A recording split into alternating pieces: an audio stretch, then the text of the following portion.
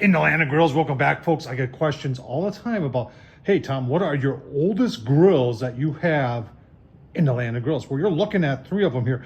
This is Buffalo Forge from the 50s. I did a full restoration on that. And then I've got two Firebowls that were made by Tonka. You're saying Tonka? Like Tonka trucks?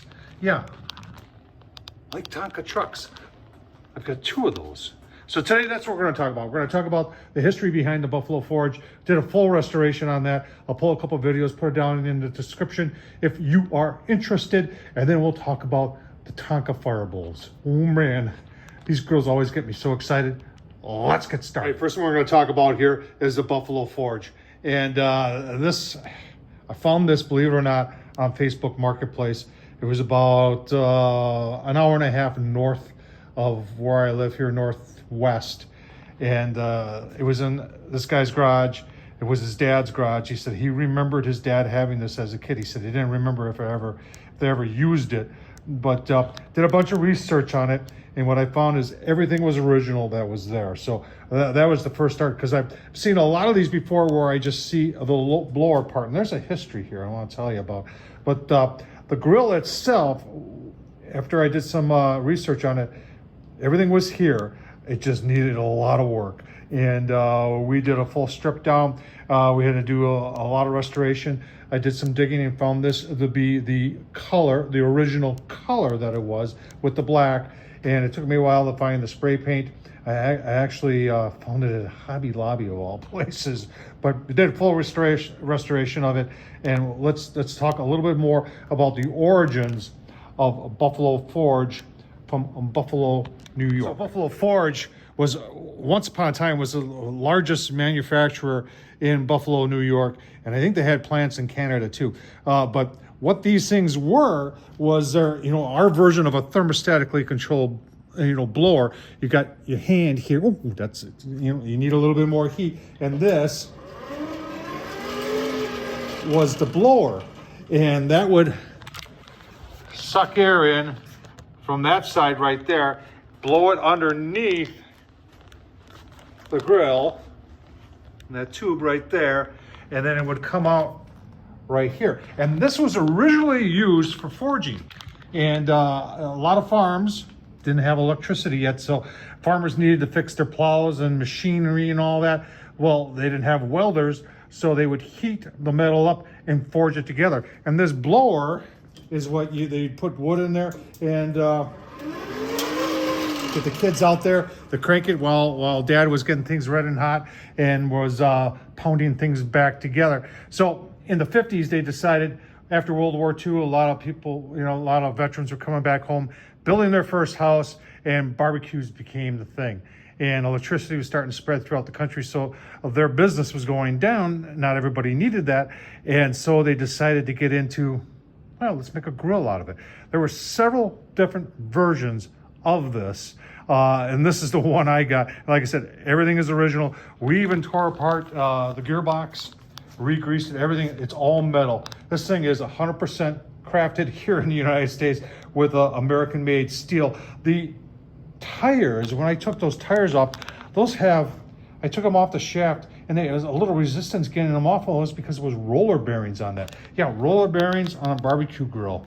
I mean, that is just impressive. So I'll leave the links down below if you want to know more about that. But 100% restored, back to original condition. Obviously, I will never cook on this. Here's what's really cool about this is that there's a guy that replicates stickers today, and that's where I got this Buffalo Forge sticker from.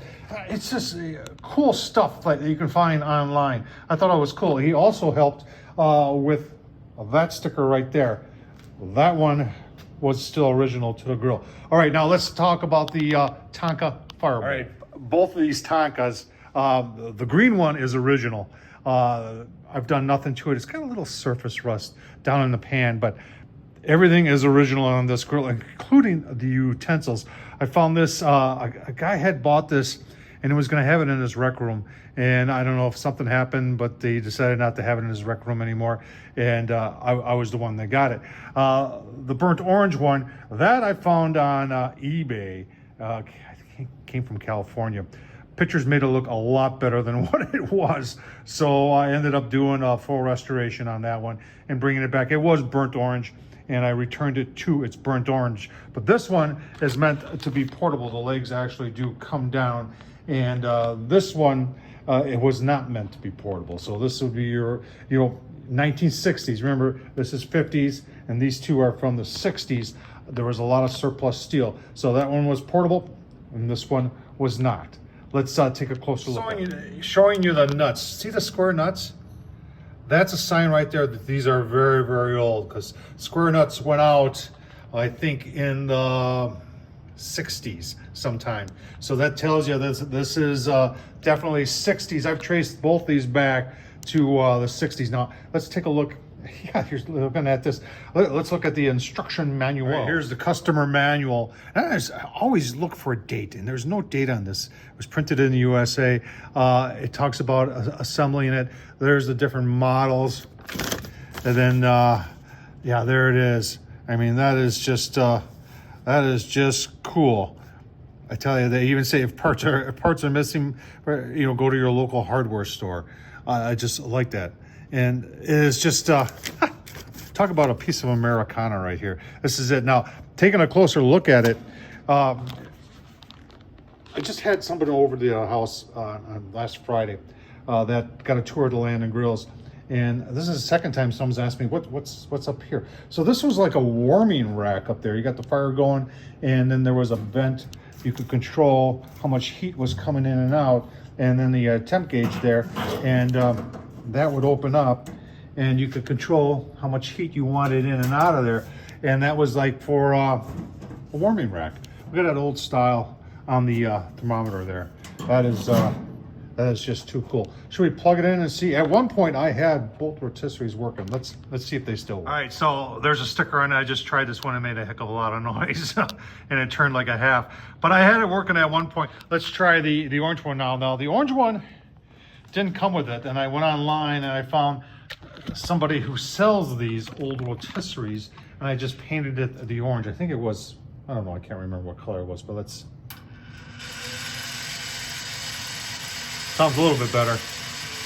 But I distinctly remember that noise as a kid. My dad had something like this, and would usually 4th of July or something like that, he'd have a couple chickens on there.